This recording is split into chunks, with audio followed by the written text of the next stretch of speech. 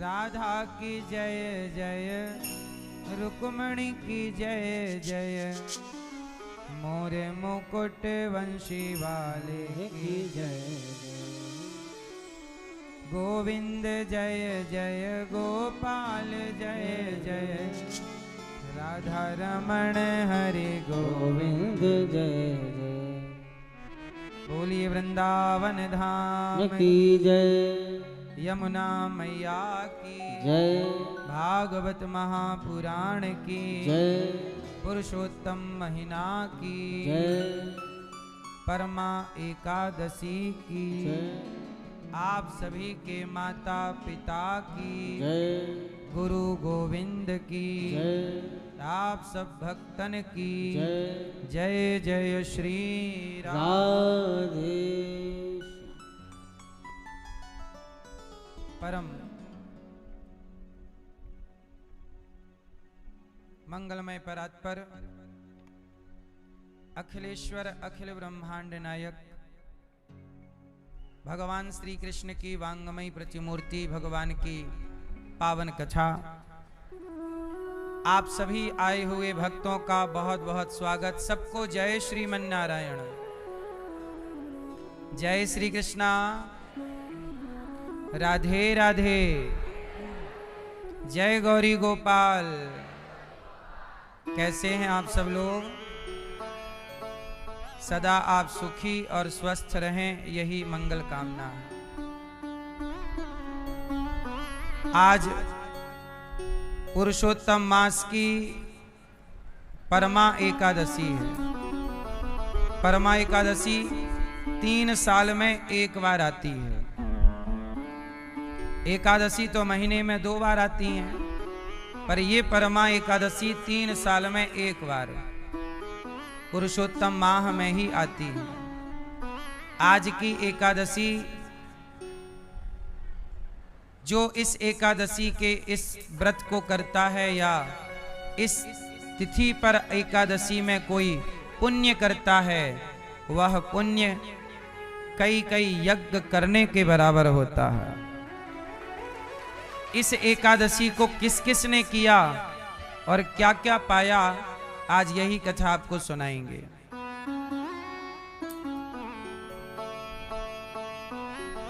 विश्रवा के पुत्र, इडविडा के पुत्र, जिन्हें आप कुबेर कहते हैं, रावण के भाई हैं कुबेर। कुबेर इतने अच्छे हैं, और कुबेर के भाई रावण कैसे हैं? कुबेर के 2 बेटे हैं, नलकूबर और मणिग्रीव। हम कुबेर की कथा आपको क्यों सुना रहे हैं? क्योंकि कुबेर जब अपने ज्ञान से, अपनी ताकत से समाज में पहचाने गए, एक बार सारे देवताओं ने सबको बुलाया और कहा कि धन का भार, कार्यभार किसे सौंपा जाए, कोषाध्यक्ष किसे बनाया जाए, कोष किसे दिया जाए। तो सभी देवताओं का पुण्य इकट्ठा किया गया कि जो ज्यादा पुण्यात्मा होगा उसे धन दिया जाएगा। तो सभी देवता हाथ खड़े किए कि हमारा पुण्य ज्यादा है, हमारा पुण्य ज्यादा है। बोले हमने ये पुण्य किया, हमने वो पुण्य किया। सभी के पुण्य को एक तराजू पर रखा गया, और जब कुबेर का पुण्य देखा गया तो सबके पुण्य से ज्यादा कुबेर का पुण्य पाया गया।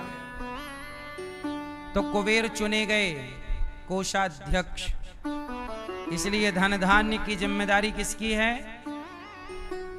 कुबेर। तो कुबेर से पूछा कि आपका पलड़ा भारी था, आपने कौन सा व्रत किया, कौन सा जप किया, कौन सा दान दिया कि सबसे ऊपर आपका पुण्य है, जरा आप हमें बताइए। तब कुबेर ने कहा कि सुनो देवताओं और सुनो ऋषियों, सुनो जगत के प्राणियों, मैंने पुरुषोत्तम मास की परमा एकादशी का व्रत किया और उस दिन के व्रत भी किया और मैंने उस दिन खूब दान पुण्य किया, गौदान, भूमिदान, अन्नदान इत्यादि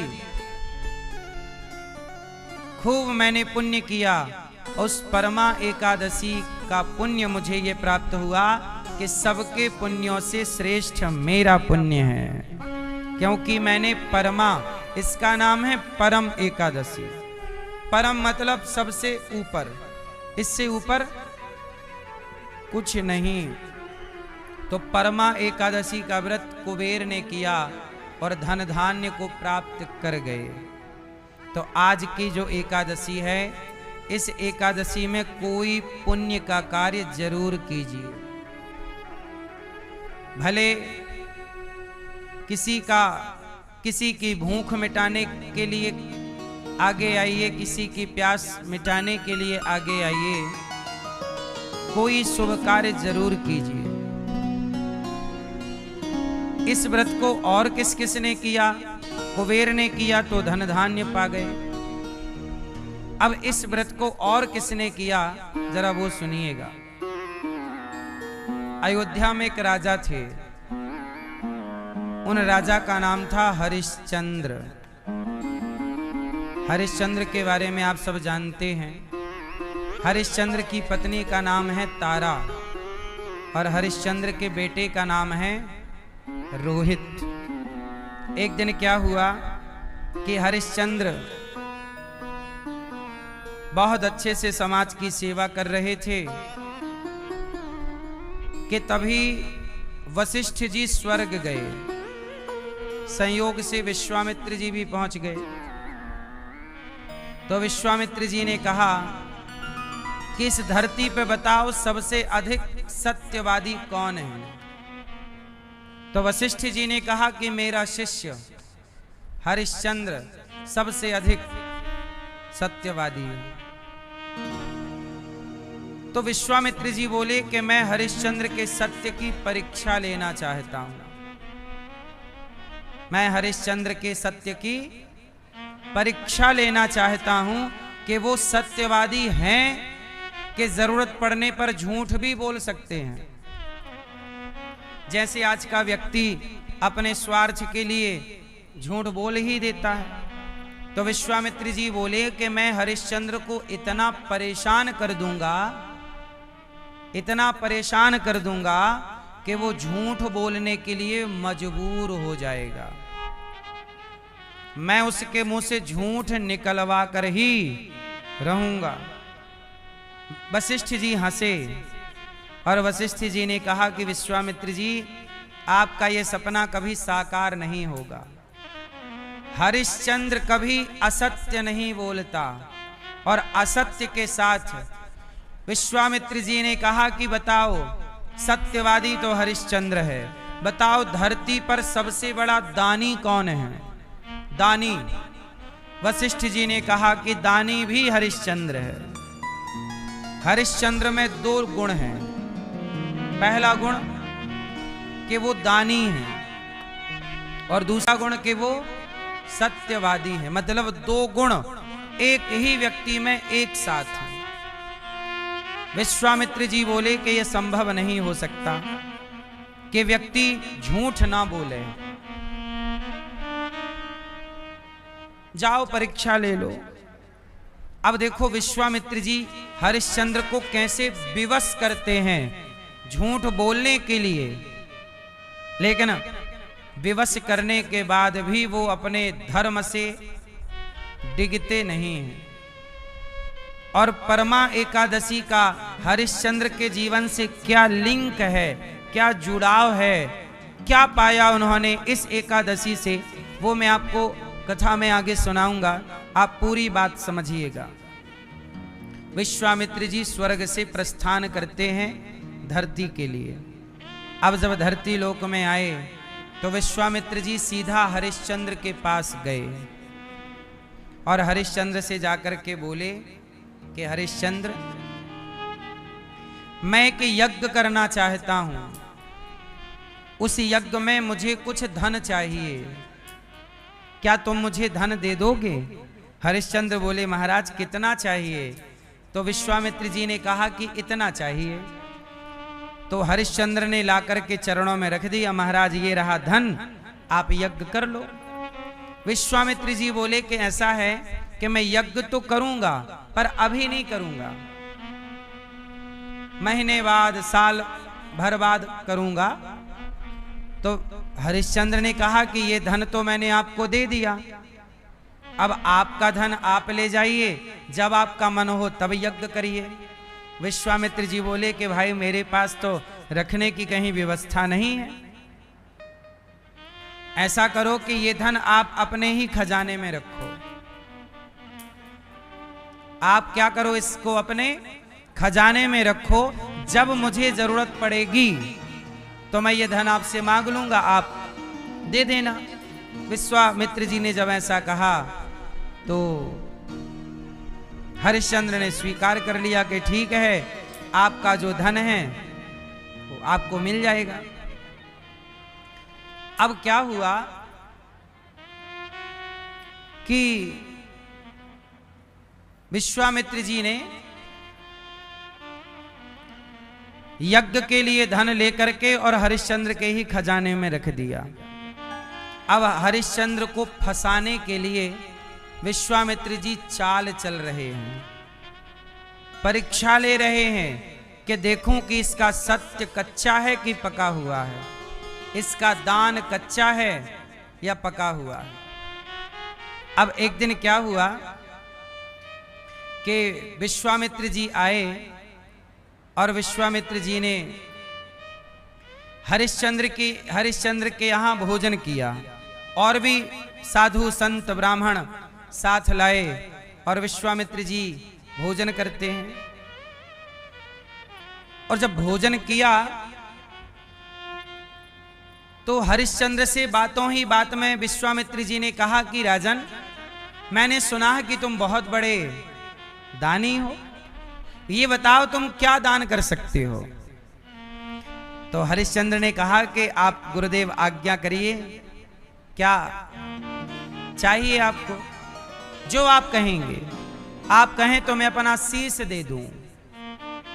विश्वामित्र जी ने कहा कि तुम्हारा सर क्या करेंगे, सुना है बड़े राजा हो, क्या तुम अपना राज्य दे सकते हो। हाँ हाँ, तो मुझे आपका राज्य चाहिए। ठीक है, ये रहा आज से आपका राज्य, आज से आपका राज्य, ये हरिश्चंद्र ने आज से ये राज्य आपको, आपने मांगा समर्पित। विश्वामित्र जी ने कहा कितना, बोले सेना भी हमारी, हाँ सेना भी आपकी, खजाने भी हमारे, हाँ खजाने भी आपके, भूमि हमारी, हाँ भूमि हमारी।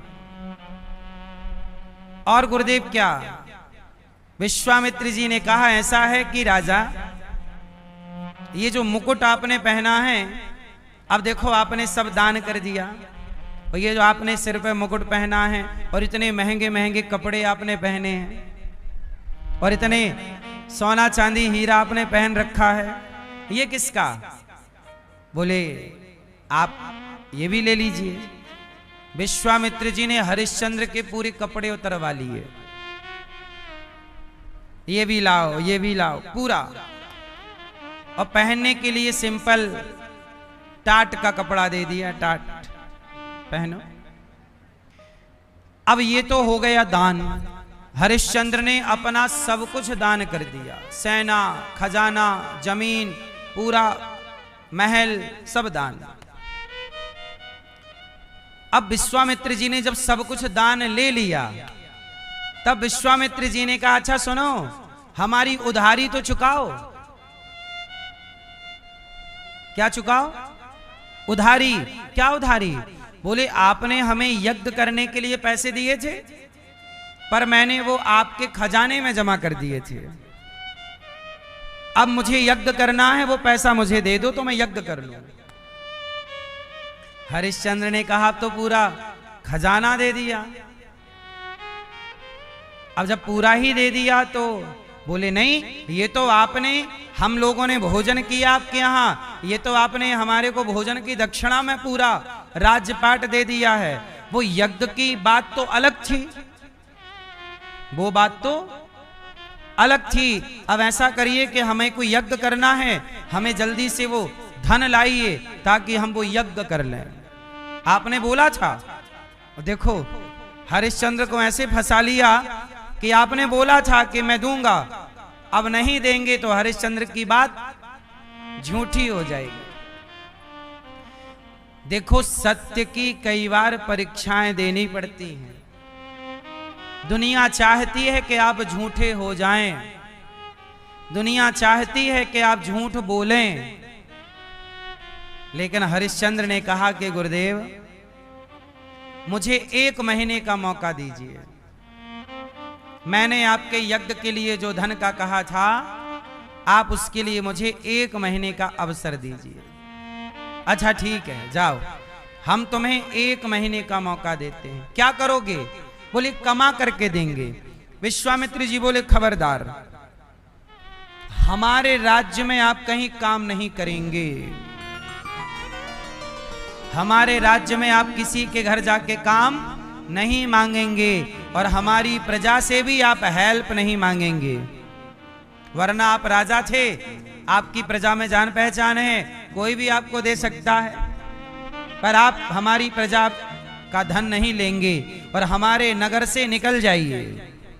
लो, विश्वामित्र जी ने सारा नगर ले लिया, दान में सारा धन ले लिया और कह दिया कि यहां से निकलो।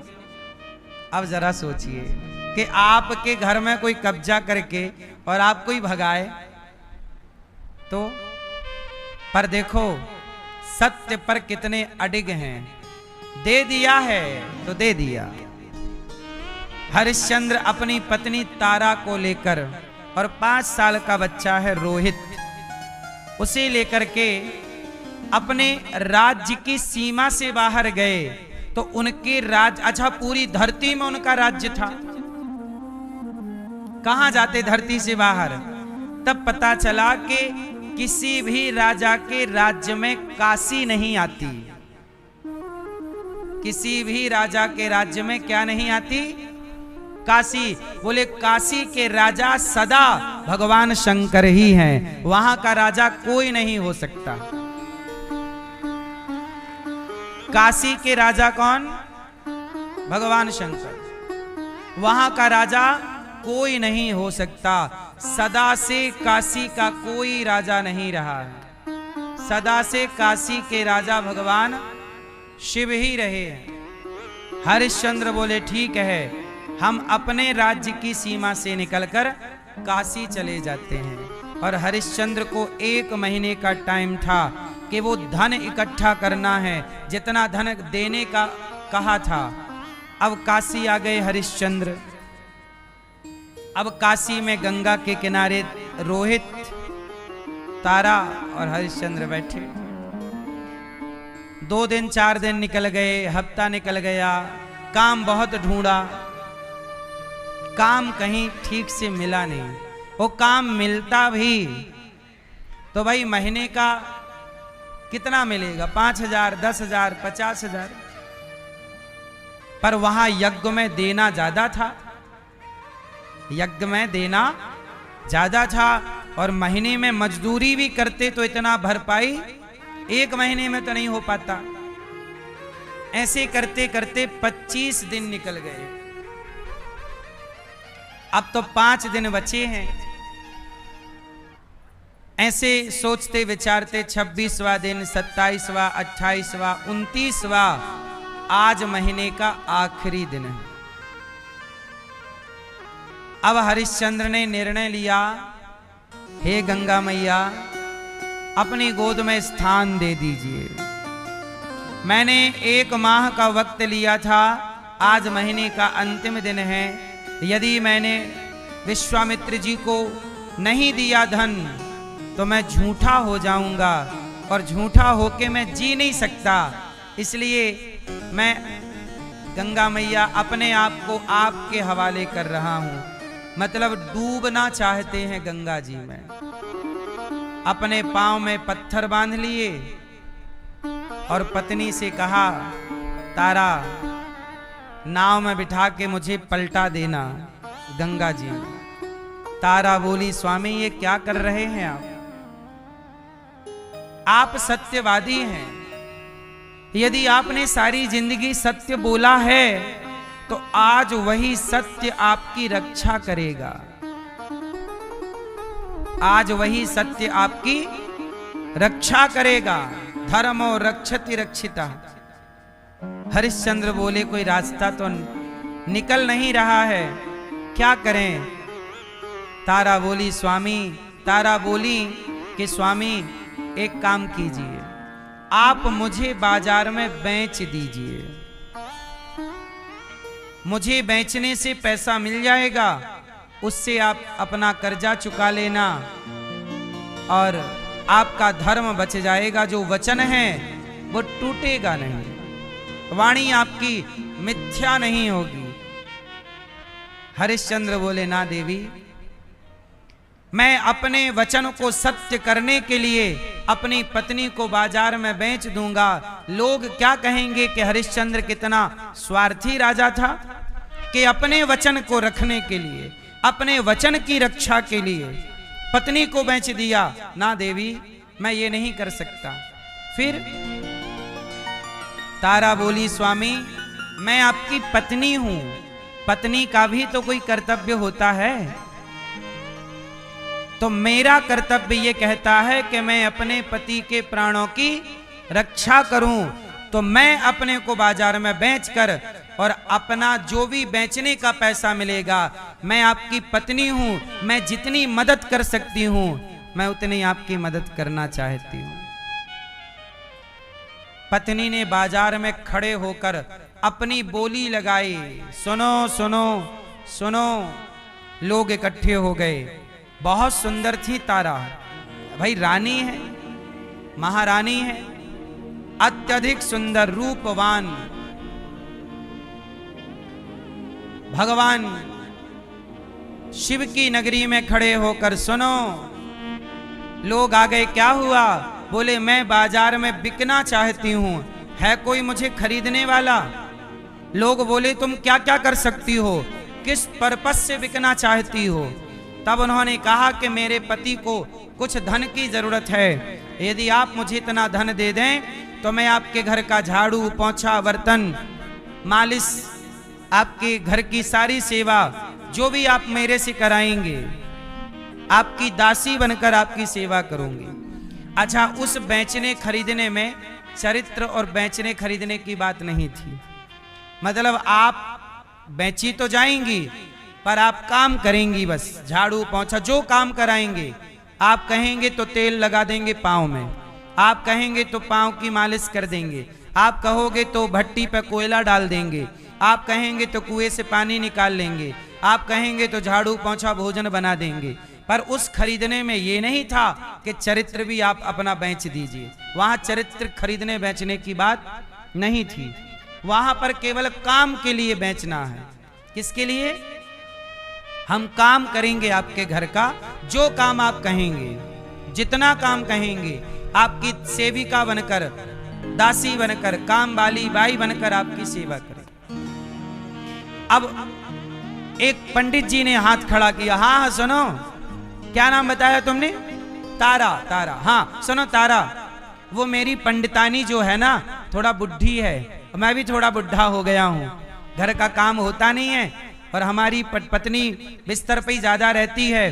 तुम ऐसा करो, तुम हमारे घर चल के उसका काम धाम कर लोगी, उसके कपड़े धुलना, हमारे सबके लिए भोग बनाना, भगवान जी का भोग, बगीचे से पुष्प लाना, झाड़ू लगाना, और पंडितानी के वो पाँव में थोड़ा तेल लगाना पड़ता है, कर लोगी? तारा बोली स्वामी कर लूंगी। तो सुनो, हम तुम्हें इतना पैसा देंगे। एक निश्चित किया। अच्छा, तारा ने उतना ही पैसा बोला जितना उनके पति को वचन दिया था, विश्वामित्र जी को इतना दूंगा, उतना पैसा। पंडित जी बोले नहीं, मेरे पास इतना धन नहीं है, तुम जितना कह रही हो ना उसका आधा है, यदि इतने में तैयार हो तो चलो वरना जाओ। पत्नी बोली कि मेरी कीमत पूरी तो नहीं मिल रही है, मतलब मुझे लाख रुपए चाहिए और मिल रहे हैं 50,000। तो तारा बोली कि ठीक है, मैं पत्नी की जितनी मदद कर सकती हूं, पूरी ना सही आधी, क्योंकि आज का ही टाइम बचा है। तो पत्नी बोली ठीक है।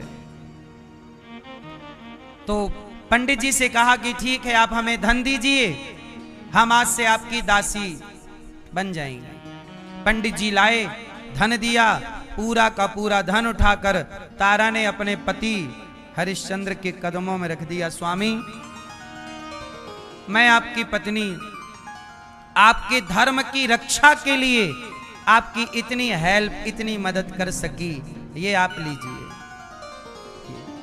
हरिश्चंद्र अवाक रह गए, क्या करें। अब पंडित जी आए और तारा को पकड़कर ले जाने लगे। यहां पर थोड़ा ले जाने का ना जो है दृश्य, वो थोड़ा अलग प्रकार का है, बहुत विदीर्ण करने वाला है। कहो तो मैं वो सुनाऊं आपको। पंडित जी आए। अच्छा, यहां एक बात आप समझिएगा, ये जो पंडित जी है ना, जानते हो ये कौन है?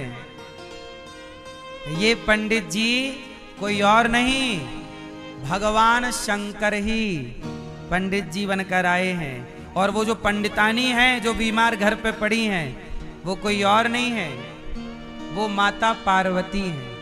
हरिश्चंद्र की परीक्षा लेने के लिए ये सारे लोग खड़े हैं कि देखें तो सही कि इसका सत्य डोलता है कि नहीं, इसका सत्य डोलता है कि नहीं। परीक्षा तो परीक्षा के हिसाब से होगी ना। तो जो पंडित जी ने तारा को खरीदा, वो साक्षात भगवान शंकर हैं। पंडित जी बनकर आए शिव की नगरी में। अब इतना धन कौन दे सकता था? शंकर ही दे सकते। शंकर जी आए। अब वहां लिखा है कि तारा के बाल पकड़ लिए और घसीट कर, तू आज से दासी है, चल। बड़ा जलीलता के साथ ले गए हरिश्चंद्र के सामने से, ताकि हरिश्चंद्र देखें कि मेरी पत्नी के साथ क्या हो रहा है। वो दौड़े तारा पर, दौड़ कर भी रुक गए, क्योंकि अब ये मेरी संपत्ति नहीं है, अब ये बिक चुकी है, बिक गई। अब जैसे ही तारा को पंडित जी लेकर गए तो छोटा बच्चा रोहित था, दौड़ पड़ा, माँ माँ, लिपट गया माँ से। माँ मुझे छोड़कर ना जाओ, माँ मुझे छोड़कर कहाँ जा रही हो? माँ ने कहा कि बेटा, आज से तेरे पिता ही तेरी माँ हैं और वही तेरे पालनहार हैं। बेटा, अब मैं तेरी माँ नहीं हूं, अब मैं पंडित जी की दासी हूं, अब मैं इनके अधीन हूं बेटा। पंडित जी बोले, ये बालक कौन है? बोले, महाराज ये मेरा पुत्र है, आप कृपा करो तो इसे भी खरीद लो, ये भी आपका काम करता रहेगा, बगीचे से फूल लाता रहेगा, ये सब करता रहेगा। अच्छा ठीक है, मैं इसके थोड़े पैसे दूंगा। हाँ हाँ ठीक है। थोड़े से पैसे बच्चे के भी मिल गए और रोहित भी साथ में मां के चल पड़ा, तो बेटे का पैसा भी हरिश्चंद्र के पास आ गया। अब दोनों गए। अब तारा को जब पंडित जी घर ले गए तो पंडितानी बीमार पड़ी, चलो पांव दबाओ, चलो इनका मलमूत्र धो। अब बड़ी श्रद्धा से तारा रानी, जिसके यहाँ हजारों दासियां हैं, हजारों दास हैं, वो पंडितानी के पांव धो रही और मलमूत्र धो रही और सेवा कर रही, भोजन बना रही, पोंछा लगा रही, कुएं से पानी निकाल रही, उंगलियों में छाले पड़ रहे हैं, पर काम।